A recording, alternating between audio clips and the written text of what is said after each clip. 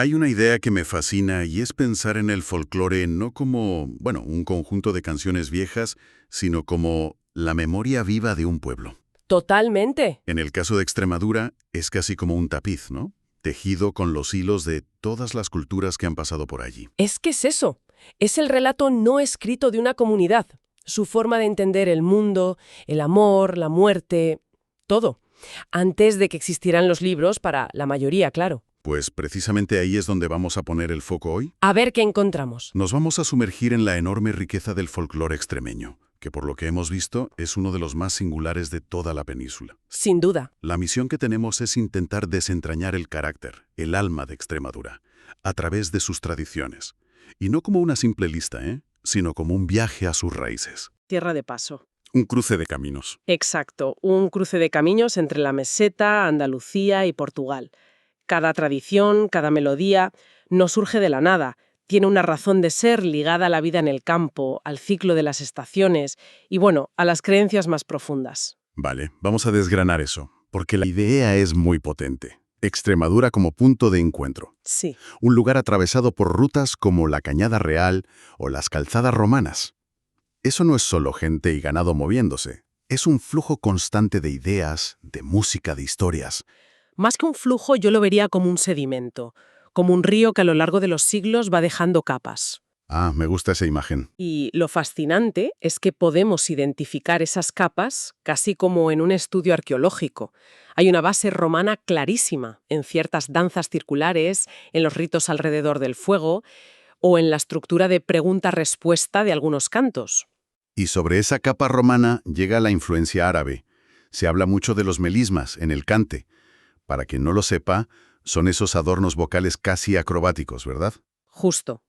Ese quejío o lamento que a veces asociamos al flamenco tiene parte de su origen ahí. También el gusto por ritmos repetitivos, casi hipnóticos. O sea que no es solo el flamenco. No, para nada. Pero es que la fusión es aún más compleja.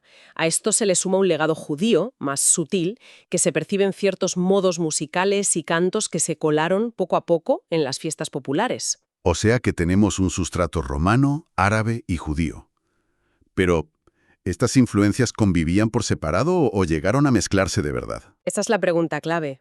Se puede escuchar, por ejemplo, una melodía de aire judío sobre un ritmo árabe en una canción concreta. Es que la respuesta es que la fusión fue total y profunda. No son bloques separados, se fueron mezclando durante siglos en las plazas de los pueblos, en el campo, Claro. hasta el punto de que un campesino que cantaba no tenía ni idea de que estaba usando una técnica de origen árabe para contar una historia con una estructura que recordaba a los romanos. Es increíble. Y a eso súmale lo que llega después de Castilla, como la estructura de las seguidillas y, por supuesto, la jota, y la cercanía con Portugal, que es fundamental. Lo de Portugal me parece muy interesante. ¿Cómo se nota esa influencia? Pues se percibe en una cierta melancolía, ese aire de saudade que a veces tiñe las melodías, y también en algunos instrumentos de percusión. La frontera siempre ha sido porosa, ¿sabes? Claro, no era un muro. Para nada. Al final, si metes todo eso en la coctelera de una vida dura, ganadera y agrícola, el resultado es un estilo único, reconociblemente extremeño. Y esa vida dura me lleva a pensar en la música. No me la imagino como un simple entretenimiento, sino como algo mucho más integrado en el día a día. Totalmente. Como la banda sonora que marcaba el ritmo de la vida. Las bodas, las matanzas, las romerías. Es que la música era funcional, tenía un propósito social clarísimo. No se cantaba por cantar. Se cantaba para algo. Se cantaba para cortejar, para celebrar la cosecha, para acompañar el trabajo, para dormir a un niño. Y dentro de ese universo sonoro hay géneros que son la columna vertebral. Como la jota extremeña. Aunque, claro, cuando uno piensa en jot se le va la cabeza a Aragón, a los saltos espectaculares, pero la de aquí es muy diferente. Completamente distinta. Y ahí está lo interesante. Se la describe como mucho más sobria, los pasos son secos, marcados, casi percutiendo contra el suelo. ¿Ah, sí? No busca tanto la acrobacia como la expresión de una fuerza contenida, muy conectada a la tierra. Luego están los fandangos, que se notan más en las zonas que rozan con Andalucía, lógicamente. También he visto referencias a las rondeñas y las alboradas. Los nombres ya son bastante descriptivos. Te dan la pista fundamental. Las rondeñas eran para rondar, para el cortejo nocturno. Claro. Y las alboradas, como su nombre indica, eran para el alba, para despertar al pueblo en un día de fiesta o para celebrar la llegada de una boda. Cada una tenía su momento y su función. Y luego están las tonás y los romances. Esto me parece fascinante. Se dice que eran el vehículo para contar historias medievales, crímenes, leyendas. Sí, sí, Vamos, que eran el periódico o la serie de Netflix de la época. sin duda. Eran la historia oral hecha canción, la forma de mantener viva la memoria colectiva, de transmitir noticias y de enseñar valores. Piensa que en un mundo sin apenas alfabetización, la música era la biblioteca del pueblo. Qué potente. ¿Y cómo sonaba todo esto? Porque me imagino guitarras, panderetas, lo típico, pero tengo la sensación de que la realidad era mucho más ingeniosa y casera. Mucho más. Por supuesto, estaban los instrumentos de cuerda de herencia medieval, como el laúd, la bandurria o la guitarra, que ponían la melodía. Vale. Pero el corazón del ritmo, el pulso de esta música, venía de lo cotidiano. ¿Te refieres a la percusión? Exacto. Y no solo a panderetas y panderos, me refiero a cucharas, a sartenes, a almireces, a cualquier objeto doméstico que pudiera marcar un ritmo. ¿En serio? ¿Cucharas? Sí, sí, cucharas. Eso sí que demuestra que la música no era algo para un escenario, sino que nacía literalmente en la cocina. Es el sonido de la vida diaria. Precisamente. Y luego hay un tercer grupo de instrumentos, más ancestrales, que nos llevan a las zonas serranas como las urdes o la Sierra de Gata. ¿Y cuáles son? La gaita y el tamboril. Su sonido es mucho más antiguo, casi te transporta a un tiempo prerromano. Es la voz de la montaña ligada a tradiciones pastoriles milenarias. Vale, con esa percusión tan potente, hecha con sartenes y cucharas, y esas melodías que te agarran, es imposible quedarse quieto. Me imagino que todo esto explotaba en forma de baile, ¿no? Inevitablemente. Y aquí la diversidad es abrumadora. Casi cada comarca tiene sus propias danzas, con sus nombres y pasos. No son bailes genéricos. Claro. Se mencionan algunos como el candil o la zajarrona en Cáceres, o uno con un nombre que ya te atrapa, la danza de los enanos en Torrejoncillo. La danza de los enanos. Suenan a nombres de cuentos. Y luego están otros que parecen más rituales, como el peropalo de Villanueva de la Vera. Uf, ese es potentísimo. Se describe como una mezcla de rito pagano y carnaval.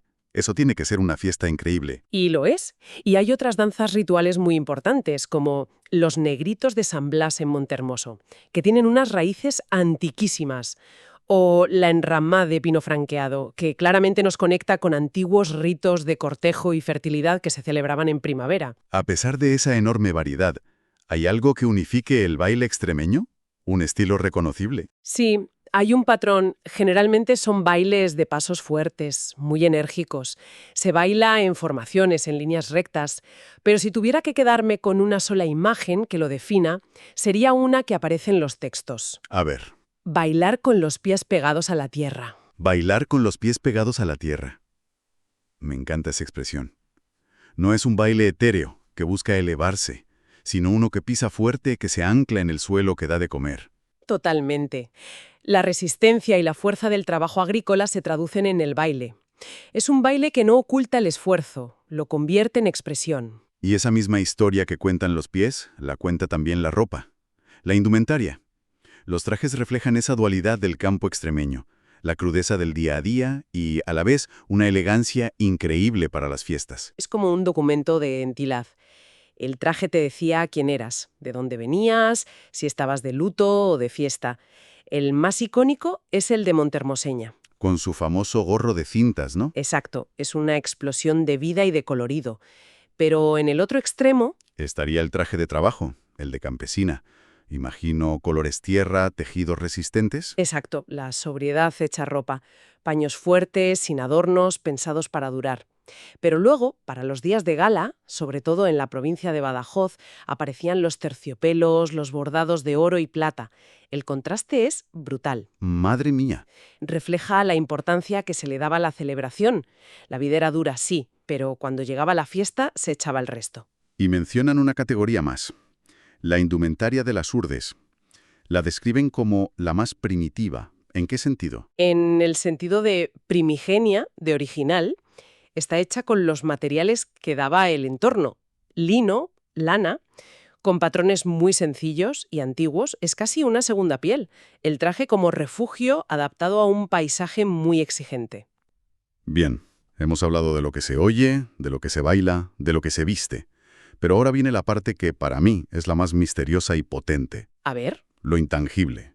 Las creencias, los mitos, los rituales, el alma mágica de Extremadura. Si el folclore es el alma de un pueblo, esta es su parte más profunda.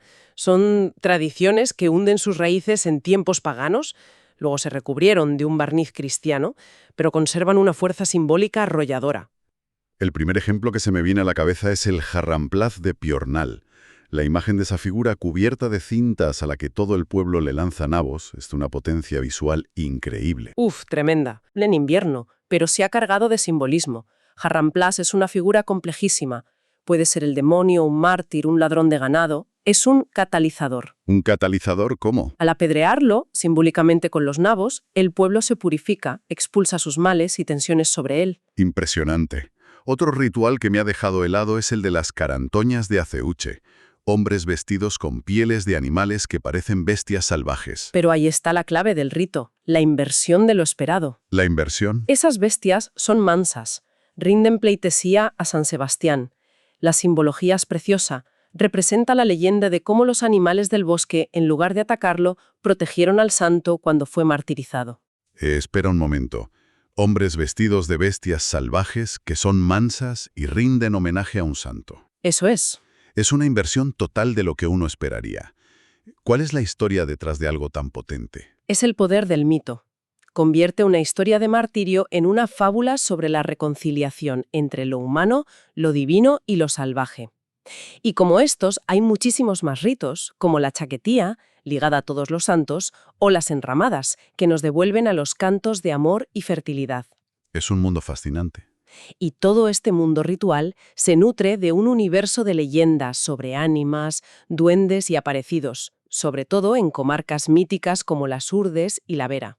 Entonces, si unimos todas las piezas, la música funcional, los bailes con los pies en la tierra, los trajes que son un mapa de la vida, y estos ritos que conectan con lo más profundo, Pues la conclusión está clara. la conclusión es que el folclore extremeño es la memoria colectiva de su gente, la forma en que vivían y se contaban historias a sí mismos mucho antes de la era digital.